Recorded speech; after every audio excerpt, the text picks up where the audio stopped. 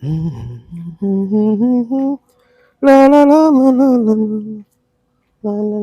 রে বন্ধু? হ্যাঁ বন্ধু। কি অবস্থা তোর? মন খারাপ কেন?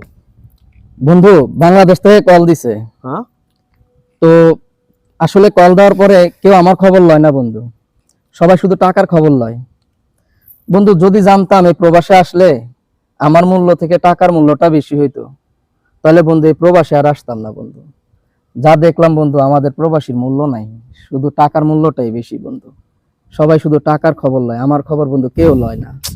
এই জন্য মনটা খারাপ বন্ধু। যাই হোক বন্ধু, কষ্ট নিস না।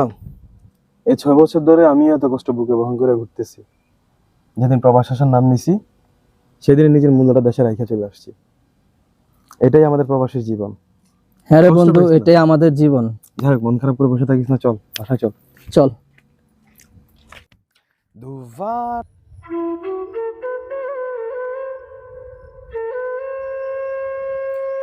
এরকম আমার মতো হাজারো প্রবাসীর মনে হাজারো কষ্ট লুকায়িত থাকে, যা আমরা প্রবাসীরা কখনো কারো সাথে শেয়ার করতে পারি না, কারণ আমরা সবসময় সবার প্রয়োজন হই, কখনো কারো প্রিয়জন হতে পারি না।